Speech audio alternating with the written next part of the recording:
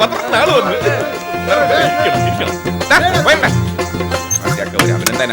ഈ പൊതുപ്രവർത്തകരുടെ ശക്തി എന്ന് പറയുന്നത് പത്രക്കാരാണ്. പത്രക്കാർക്ക് വേണ്ടി ഞങ്ങൾ എന്തും ചെയ്യും.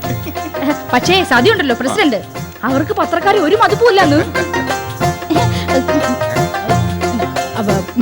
പത്രക്കാരില്ലെങ്കിൽ ഒരു പ്രശ്നമില്ലാന്ന് അവള് പറഞ്ഞു കളഞ്ഞു. ഭഗവാനെ, അങ്ങനെ പറഞ്ഞ ഈശ്വര, ഭയങ്കര മോശം തന്നെ അല്ലേ? മോശം. പറഞ്ഞല്ലോ, സിറ്റി ന്യൂസിന്റെ റിപ്പോർട്ടറാണ് ഞാൻ. റെസിഡൻസ് അസോസിയേഷൻ ന്യൂസിന് ഞങ്ങൾ നല്ല പ്രാധാന്യം കൊടുക്കുന്നു.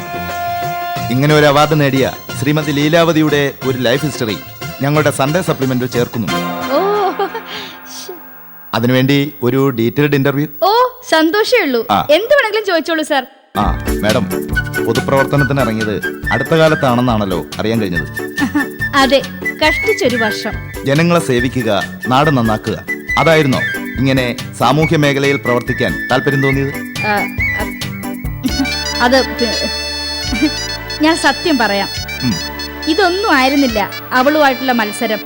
അവള് സ്നേഹനഗർ പ്രസിഡന്റ് ആവാൻ ഇറങ്ങിയപ്പോ ഞാനും ഇറങ്ങി. അവളെന്ന് വെച്ചാ സതി. അപ്പുറത്തൊരു വീട് കണ്ടില്ലേ, അവിടെ താമസം. പക്ഷെ പ്രസിഡന്റ് ആയി എന്നുള്ള പത്രാസില് ഇപ്പൊ വൈപ്പും കുടിയും കിടപ്പും ഒക്കെ അങ്ങ് അസോസിയേഷന്റെ ഓഫീസിലാ. എനിക്കും ഉണ്ട് അവിടെ 2 മുറി. കേട്ടിട്ട് നല്ല രസം തോന്നുന്നു. വാശിക്ക് വേണ്ടി പൊതുപ്രവർത്തനം നടത്തുക. അയൽക്കാരായതിനു ശേഷമാണോ വാശിയും മത്സരമൊക്കെ തുടങ്ങിയത്? സ്കൂളിൽ പഠിക്കുമ്പോ മുതൽ തുടങ്ങിയ മത്സരവാ. കോളേജിൽ പഠിക്കുമ്പോ മത്സരം മൂർധന്യത്തിലെത്തി.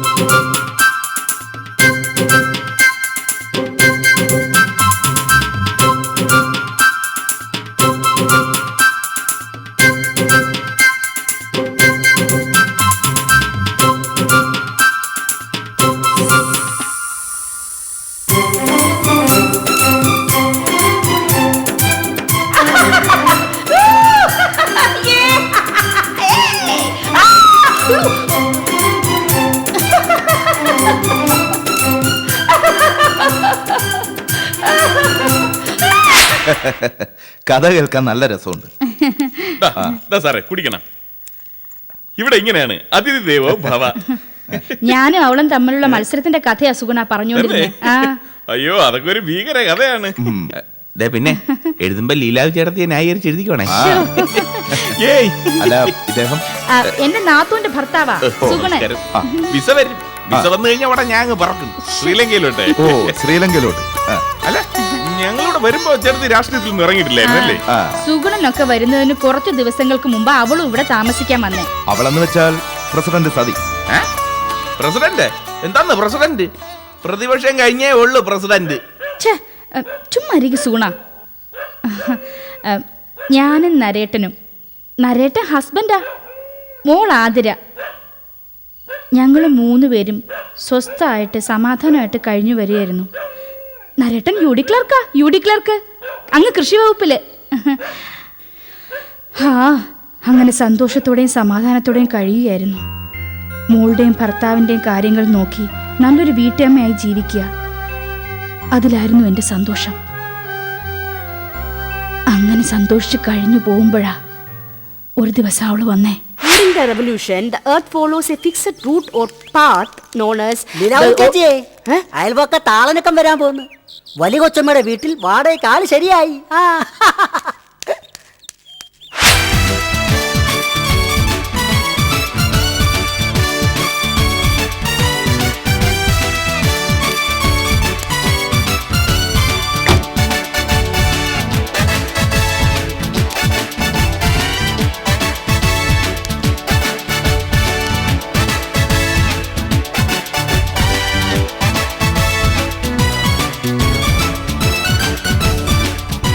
എന്താ സതി. ചതിയോ? ആര്? സതി.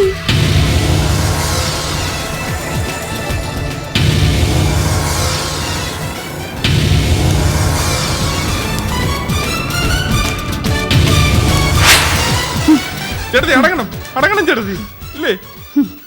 സഹോദര, അവളുണ്ടല്ലോ, ഞാൻ ഇവിടെയാ താമസിക്കുന്നെന്ന് അറിഞ്ഞു പിടിച്ചു വന്നതാ. അല്ല ആ വീട്? അത് സാവിത്രി ചേച്ചിയുടെ വീടാ. സാവിത്രി ചേച്ചിയെ സ്വാധീനിച്ച് വീട് വാടകയ്ക്കെടുത്ത് എന്നോട് മത്സരിക്കാനുള്ള പുറപ്പാടിലായിരുന്നു. അവര് വീട് കാണാൻ കയറിയപ്പോ നരേട്ടനെ പെട്ടെന്ന് ഓഫീസിൽ പറഞ്ഞയച്ച് ഞാൻ പമ്മി ചെന്നു അവരുടെ സംഭാഷണം കേൾക്കാൻ. ഈ തടി മുഴുവനും തേക്കാണ് മാഡം. തേക്കാനോ? എന്ത്? മുകളിലൊക്കെ നല്ലോണം കണ്ടോണം കേട്ടോ.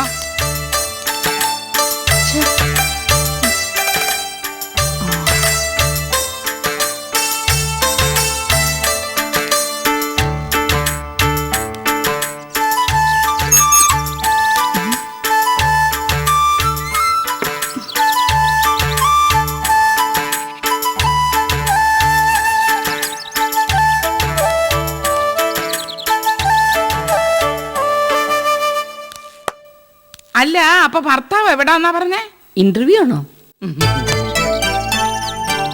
അല്ല, ഇപ്പൊ ജോലി കിട്ടുന്നതിനേക്കാൾ പെടാപ്പാടാ വാടകയ്ക്ക് ഒരു വീട് കിട്ടാൻ. നമ്മുടെ ഹിസ്റ്ററി, കുടുംബ പശ്ചാത്തലം. അയ്യോ അങ്ങനൊന്നും വിചാരിച്ച് തെറ്റിദ്ധരിക്കല്ലേ. My husband is the senior general manager of SV Agro Corporation.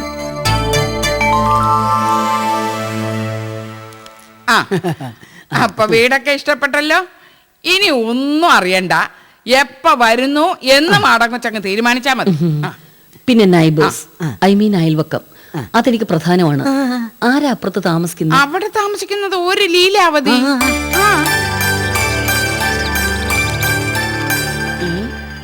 അയ്യോ, തങ്കപ്പെട്ട സ്വഭാവല്ലേ.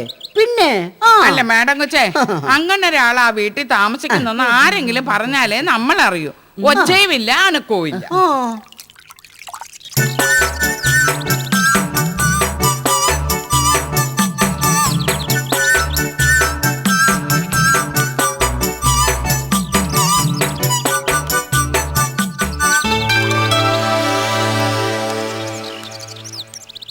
അതെ, വീടൊക്കെ എനിക്ക് നന്നായി വൃത്തിയായിരിക്കും. അതെ അതെ, എനിക്കും അതെ. ഇതെന്താ ഇത്? ഇതെടുത്ത് മാറ്റൂ. അതെ, ഭാസ്കരൻ സാർ മാറിയതിന് ശേഷം വീട് അടച്ചിട്ടിരിക്കുവായിരുന്നു. ഇപ്പൊ ക്ലീൻ ആക്കിയേക്കാം. ഇപ്പൊ ക്ലീൻ ആക്കാവണേ. അയ്യോ മാഡം കൊച്ചു അയ്യോ എന്നെ വിളിച്ചോ? ഏയ് ഇല്ലേ? ഏയ്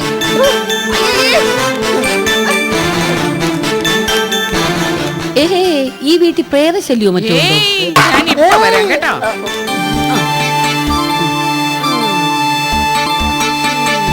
ആരാ ആരാ അയ്യോ എന്നൊക്കെ വിളിച്ചേ?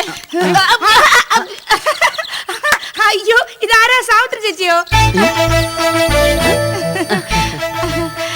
എന്താ ഇവിടെ? അയ്യോ അല്ല, സുഖാണോ സാവിത്രി ചേച്ചി? കുട്ടികളൊക്കെ വിളിക്കാറുണ്ടല്ലോ അല്ലേ? ആ ഉണ്ട്. ഇത് എന്തുവാ ലീലാവതി? പിന്നെ ഇത് അയ്യോ ഇതൊക്കെ ഒരു രസമല്ലേ സാവിത്രി ചേച്ചി? ദേഹത്ത് പൊടി പറ്റാതെ ജീവിക്കുക, അത് ലീലാവതിക്ക് ശീലമില്ലേ സാവിത്രി ചേച്ചി? അയ്യോ നല്ല മാല. ചേറും ചെമ്മണ്ണും പൊടിയും കടലാസും ഒക്കെ നമ്മുടെ ജീവിതത്തിന്റെ ഭാഗമല്ലേ? ഇതൊക്കെ ഒരു സായുജ്യമാ ചേച്ചി, സായുജ്യം. ഞാൻ വരട്ടെ? അല്ല പോട്ടെ, നല്ല സാരി കേട്ടോ, നന്നായിരിക്കുന്നു. പോട്ടെ, ഒന്ന് പോയി കുളിക്കേ.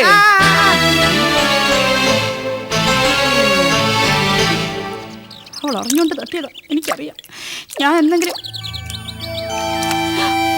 എന്റെ കുഞ്ഞിഷ്ണ, എന്റെ വീട്ടില് മാത്രമായിട്ട് മഴ പെയ്തോ? അയ്യോ ഈശ്വര, എന്റെ വീട് മൊത്തം പ്രളയമാണല്ലോ. പൈപ്പടച്ചില്ല.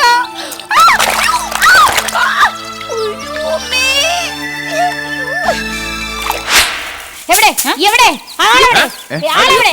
ഏതോ ഒരു പ്രവർത്തകൻ കയറിയിട്ടുണ്ടെന്ന് പറഞ്ഞു. അവരെവിടെ? ശാന്തയാവും ശാന്തയാവും. ഞാൻ ശാന്തയല്ല, സൗഭാഗ്യവതിയാണ്. എനിക്ക് ശാന്തയാവാൻ പറ്റില്ല. അതല്ല, ഒരു പൊടി കണക്ക്. അതെ, ഇദ്ദേഹം പത്രപ്രവർത്തകനാ. പത്രപ്രവർത്തകൻ ഒന്നും ചെയ്യരുത്. സ്ത്രീയാണോ പുരുഷനാണോ ചുരിദാർ ഇട്ട് മുടിയൊക്കെ വാരി കെട്ടി വെച്ചിരിക്കുന്നത്? ഇതാരാ? ഇത് സൗഭാഗ്യ ചേച്ചി. ഈ ഏരിയയിൽ വീട്ടുജോലിക്ക് 2 ചേച്ചിമാരുണ്ട്. ലതാകുമാരി ചേച്ചിയും സൗഭാഗ്യ ചേച്ചിയും. ഞാൻ കരുതിയേ കുഞ്ഞിന് കിട്ടിയ അവാർഡ് തട്ടിയെടുക്കാൻ ഏതോ ഭീകര പ്രവർത്തകര് വീട്ടിൽ വന്ന് കയറിയതാണ്. ഞാൻ പൊതുപ്രവർത്തനത്തിലേക്ക് വന്ന കാര്യം പറയായിരുന്നു ചേച്ചി. നമ്മൾ എവിടെ പറഞ്ഞു നിർത്തിയത്?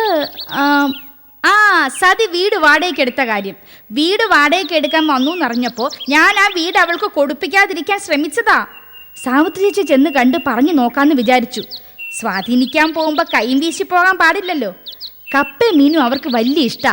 സാവിത്രി ചേച്ചിക്കും സാവിത്രി ചേച്ചിയുടെ അനിയത്തിയുടെ മോൾക്കും. അന്ന് വൈകുന്നേരം ലീലാവതി,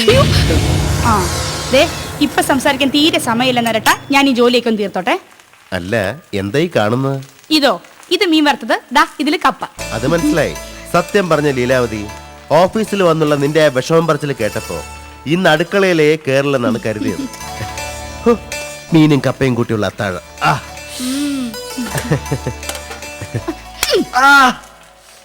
എന്താ ഒരു കഷ്ണം മീനെടുക്കാനുള്ള സ്വാതന്ത്ര്യം പോലെ ഈ അച്ഛൻ ഈ വീട്ടിലില്ല മോളെ. അന്യർക്ക് വേണ്ടി മാറ്റിവെക്കുന്ന ആഹാരം എടുക്കുന്നതേ മോഷണത്തിന് ഒരടിയൊക്കെ കിട്ടും. അന്യർക്ക് വേണ്ടിയോ? ഏതന്യര്?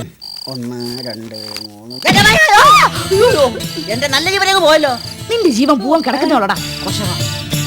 എന്താ എന്താ ഇവിടെ? ലീലാവതിയോ? കുഞ്ഞീഷം കൂടെ ഇല്ലേ? ഇതെന്താ ലീലാവതി? അതൊക്കെ ഉണ്ട്. വരൂ.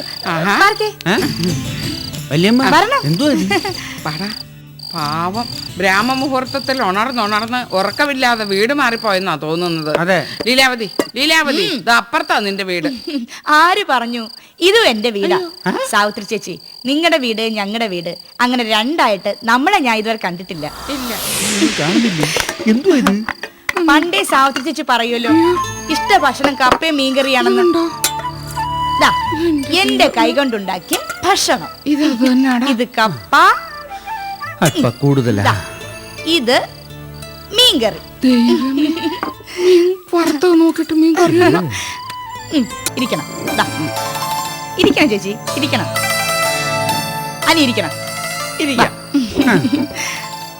അയ്യോ, നല്ല മീനാ. കിലോ 150. കിലോ 150? 2 കിലോ വാങ്ങിച്ചു. അതൊക്കെ ഞങ്ങളുടെ കാര്യമല്ലേ ലീലാവതി. എന്റെ വീട് ആർക്ക് കൊടുക്കണ്ടെന്നൊക്കെ ഞങ്ങൾ തീരുമാനിച്ചോളാം. പുതിയ വാടകക്കാരെ ഇഷ്ടപ്പെട്ടില്ല, അങ്ങനെ പറഞ്ഞു മാറ്റാനാണല്ലേ കപ്പയും മീനും ഒക്കെ ആയിട്ട് വന്നേ. അതെ, അത് തന്നെയാ. പക്ഷേ ഇപ്പൊ മനസ്സിലായി, മനസാക്ഷി ഇല്ലാത്തവരോട് സ്നേഹം കാണിക്കാൻ പാടില്ലാന്ന് 2 മണിക്കൂർ ഈ കപ്പയ്ക്ക് വേണ്ടി ഞാൻ ചെലവാക്കിയത്. അത് ഹൃദയമില്ലാത്തവർക്ക് കൊടുക്കാൻ വേണ്ടിട്ടല്ല. ഇരിക്കണവിടെ ഒരു കാര്യം സാവിത്രി ചേച്ചിയോട് പറയാ, അയൽവക്കക്കാരെ വെറുപ്പിച്ചിട്ട് വാടകക്കാരെ അധികം അങ്ങനെ വാഴിക്കാന്ന് കരുതണ്ട.